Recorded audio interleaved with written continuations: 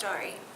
So, I grew up in a blended family consisting of 9 siblings, and that seems like a lot, and there was lots of wonderful chaos that came along with being in such a big family. And along with that, at a young age, my father died.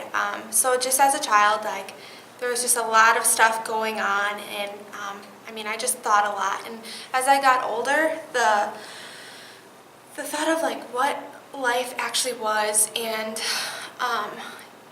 really laid on my heart because my father had died, and I thought about death all the time, which I believe God used to show me and to point me to Him. So as I got older, I just thought about what the purpose of life was. But throughout my childhood, I really didn't believe in a God. I knew there had to be something bigger, but to me God was just like this fluffy thing in the sky that people talked about and prayed to, just wanting good things to happen, but never really connected with just what it truly meant to live for God. But I continually just wondered as I got older what it meant to have purpose. So as I went into my senior year of high school, I started to go to this youth group that my friend had invited me to at this church that my parents had gone to off and on. And through that, I started to learn more about God and hear more about who He was. And I went to this conference called Districts, which was a youth conference for Christian kids. And so I went to this, and this is the first time I heard who God was, and that He created the universe, and He created me, and He loved me, and He wanted me to know Him. And I didn't have to strive, but I could just find rest in Him. So I heard that, and this is the time when I would say I became a Christian, I accepted Christ, but as I went home, I still didn't truly understand who God was. I still didn't understand what grace was, that it was an undeserved gift that He gave me, that it was nothing that I could do. I couldn't do all these things, be a good person to get to God, but that He came down to me through sending His Son, Jesus, to die for me. And but I didn't understand that at this point, and I tried doing all these things.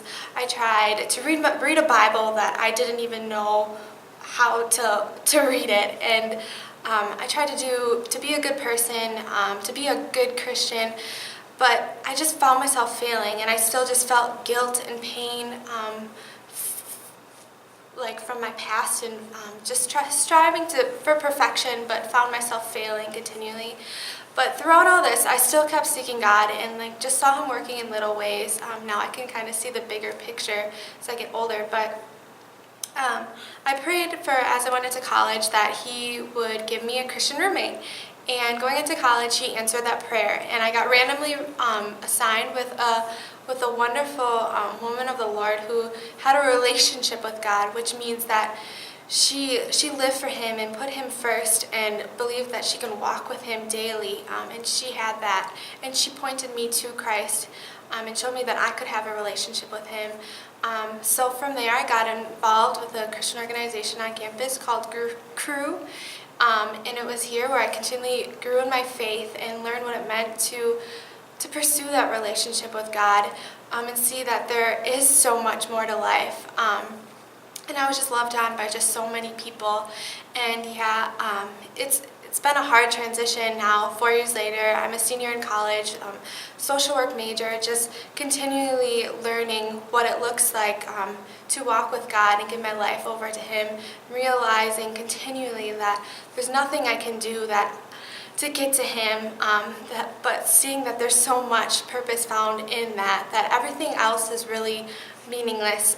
In Ecclesiastes, found in the Old Testament, in chapter 1, verse 2, it says, "Vanity of vanities, says the preacher, vanity of vanities. All is vanity. What does man gain by all the toil at which he toils under the sun?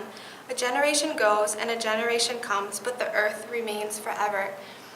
And those verses just remind me over and over again that this world is not lasting, that everything is fading. People experience so much pain, and I've seen in my own life, and I just see the brokenness of this world and this hurt of this world. And just going for social work, I just see that people need hope. They want hope. But we can't find this in this world, that everything is passing and fading. And just been learning that and just seeing that the only thing that is everlasting is God, that He created the universe, He created the world, and He created us. And He called me to know Him, and He's calling all of us to know Him. I'm Angie, and I testify.